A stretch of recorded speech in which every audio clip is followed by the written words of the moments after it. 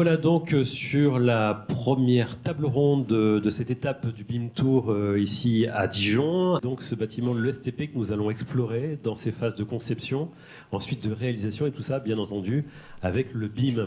Et on a réalisé le projet en tant que maître d'ouvrage direct. Dès le début, on a demandé de partir sur du BIM, mais cela découle d'une commande politique qui correspond à l'extension du projet de ville connectée, de ville intelligente que vous connaissez peut-être, qui est le projet ON Dijon, qui est porté par la métropole de Dijon. Il y avait le côté exercice sur la partie conception chantier, savoir quels étaient les gains d'un point de vue de temps, d'un point de vue financier s'il y en a un, et puis d'un point de vue qualitatif sur la partie conception-réalisation, et puis sur la partie maintenance, bien entendu, aussi tout ce que le jumeau numérique peut nous apporter et la maquette BIM peut nous apporter. L'enjeu pour le projet, c'était effectivement le délai. On avait un an et demi pour construire le bâtiment. Un bâtiment qui est 10 000 m², c'est pas très grand, mais c'est l'architecture et cet amphithéâtre avec les cours extérieurs, avec un architecte très exigeant, un maître d'ouvrage qui nous attendait sur un bâtiment en plein milieu du campus. Et on avait identifié dès l'appel d'offres qu'on aurait un sujet effectivement de délai, plus un sujet acoustique, plus un sujet de carbone et un sujet de smart avec le BIM et la maintenance derrière. Donc on a, dès le départ, on a été attributeur de l'offre en 2019. Et après, on a consulté les sous-traitants et on les a intégrés dès le départ en leur disant, l'objectif du maître d'ouvrage, c'est celui-là. Il faut qu'on y arrive ensemble. Synthèse des réseaux, surtout pour les maçons, comme ils doivent monter leur bâtiment, dans un premier temps, on doit quand même avoir fait une étude BIM préalable et on doit avancer dans l'exécution assez rapidement parce qu'on doit leur donner des réservations et on doit voir les contraintes derrière qu'on peut leur générer. Donc la complexité, si vous voulez, d'un projet BIM, il faut déjà avoir un personnel qui soit habilité et il faut avoir les logiciels. On a eu le cas d'ailleurs avec le plombier qui travaillait sur Nova, moi je travaillais sur StabiCAD et la problématique, si vous voulez, c'est que même l'interaction entre les logiciels, ça n'allait pas par rapport à la maquette de base.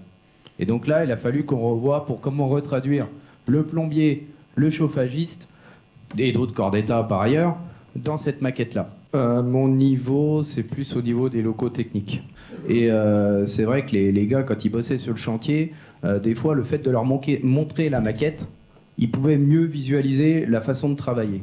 Et derrière, comment cadrer entre notre société et les autres corps d'État la méthodologie de travail. Je dirais, ça, c'est vraiment l'avantage du BIM. Les entreprises, déjà, je pense qu'elles arrivent mieux en phase conception à chiffrer correctement leurs coûts en se rendant compte du bâtiment. Et après, en phase d'exé, comme elles ont vu à quoi ça allait ressembler, on gagne du temps parce qu'on a prévu les choses en amont, globalement. Donc effectivement, avec la maquette numérique qui a été fournie, donc on l'utilise aujourd'hui sur ces deux volets enseignement et recherche, mais aussi sur le volet exploitation. Donc là, je dirais, on balaye la durée de vie de l'ouvrage, de la conception jusqu'à la réalisation. À mon sens, et puis je pense pour en avoir quand même beaucoup échangé avec, que ce soit avec les usagers, que ce soit avec l'entreprise, avec les architectes, avec tout le monde, a été, je pense, un grand succès pour nous. On le considère un peu comme un projet modèle. Par rapport à la réussite, on va dire la bonne mayonnaise qu'il y a eu entre maître d'ouvrage, les utilisateurs et nous, qui avions besoin de décisions très rapides, qui sont en général pas forcément prises dans les délais dont nous on a besoin par rapport à la construction. Et là, ça s'est très bien passé. On leur a dit, on a un délai court, par contre on a besoin de décisions rapides sur certains points. Donc, est-ce que vous pouvez faire en sorte de les prendre pour que nous, ça ne nous impacte pas sur le délai chantier? Et ça s'est fait.